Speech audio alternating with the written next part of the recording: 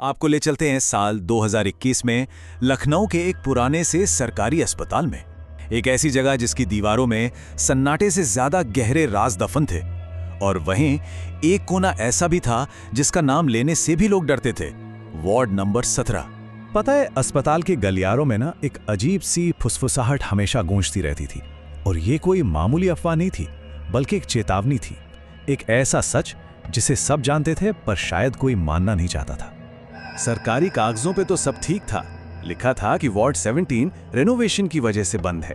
कितनी मामूली सी बात लगती है ना? लेकिन असलियत तो कुछ और ही थी।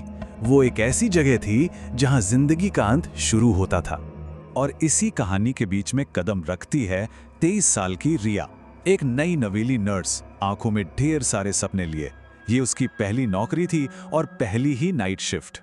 वो बेचारी इस बात से बिल्कुल बेखबर थी कि ये अस्पताल उससे क्या कुछ छीनने वाला है। रिया की पहली रात बड़ी खामोशी से गुजर रही थी। कह सकते हैं जरूरत से ज्यादा ही खामोशी थी। और फिर रात के ठीक 2:17 पर एक फोन कॉल ने पूरे सन्नाटे को चीर के रख दिया। फोन पर एक घबराई हुई सी आवाज थी। शब्द तो एकदम साफ थे पर उनका कोई मतलब नहीं बन रहा था। वार्ड 17 में मरीज? अरे ये तो हो ही नहीं सकता। रिया हैरान थी, कंफ्यूज थी। उसने वही कहा जो उसे पता था, जो सच था। लेकिन वो वार्ड तो सालों से बंद पड़ा है ना? दूसरी तरफ से जो जवाब मिला वो कोई सफाई नहीं थी, बल्कि एक पहेली थी। एक अजीब सा डरावना बुलावा, जैसे कोई उसे जबरदस्ती उस जगह की ओर धकेल रहा हो जहां कोई नहीं जाता। और रिया चल पड़ी उसी धीमी रोशनी वाले गलियारे की तरफ, जहां की हवा भी जैसे भारी हो गई थी। हर कदम के साथ उसका दिल और तेजी से धड़क रहा था, जो उसे एक अनजाने खौफ की तरफ खींचे जा रहा था। दरवाजे पर तो ताला होना चाहिए था, उसे भारी और बंद होना चाहिए था। लेकिन जैसे ही रिया की उंगलियों ने उसे छुआ, वो एक धीमी, दर्द भरी, चरमराती आवाज के साथ अपने आप खुल गया, जैसे वो उसी का इंतजार कर रहा हो।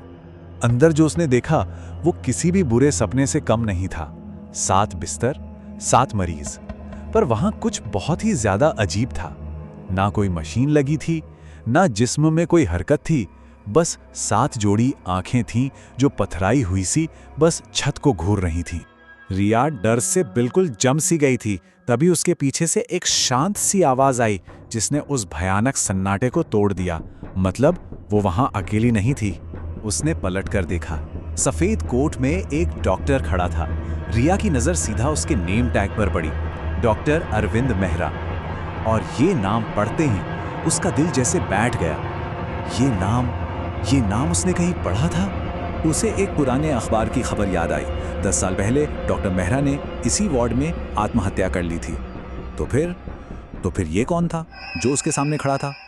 उस डॉक्टर ने फिर बोलना शुरू किया और उसने जो बताया वो किसी के भी होश उड़ाने के लिए काफी था। उसने वार्ड 17 के वो नियम बताए जो विज्ञान और तर्क से बिल्कुल परे थे। डॉक्टर ने बताया कि वो ना तो भूत थे और ना ही जिंदा। वो सब बस समय में फंस गए थे, उसी एक पल में कैद जब वो इस वार्ड में दाखिल हुए थे। ना जी रहे थे ना मर रहे थे। और इस श्राप का बस एक ही नियम था, एक ट्रिगर, और वो था एक खास वक्त, रात के 2:17। जो कोई भी ठीक इसी वक्त इस दरवाजे के अंदर आता है, उसका समय हमेशा के लिए थम जाता है। और ठीक उसी पल एक भयानक एहसास के साथ रिया ने अपनी कलाई पर बंधी घड़ी को देखा। सुइयां एक ही जगह पर जमी हुई थीं।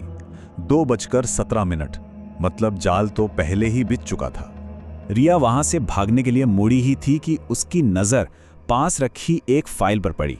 7 मरीजों की लिस्ट और आखिर में ताजा स्याही से लिखा हुआ 8वां नाम, रिया शर्मा।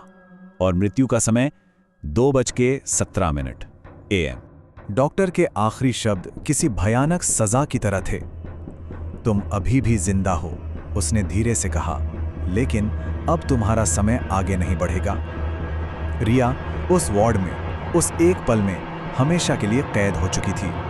लेकिन यह कहानी रिया पे खत्म नहीं होती, क्योंकि ये चक्र ये तो चलता रहता है। अगली सुबह अस्पताल अपनी रोज की तरह चला, बस एक नर्स गायब थी। आधिकारिक तौर पर एक नर्स लापता थी। कागजों में एक और मामला दर्ज हो गया। लेकिन सीसीटीवी फुटेज कुछ और ही कहानी बयां कर रहा था। फुटेज में साफ साफ दिख रहा था कि रिया वार्ड 17 के अंदर तो गई, पर बाहर कभी नहीं आई। और कहते हैं कि यह सिलसिला आज भी जारी है। हर रात ठीक 2:17 पर उस अस्पताल का फोन बजता है। एक घबराई हुई आवाज वार्ड 17 से मदद मांगती है और हमेशा कोई नई नर्स उस कॉल का जवाब देने के लिए वहां मौजूद होती है।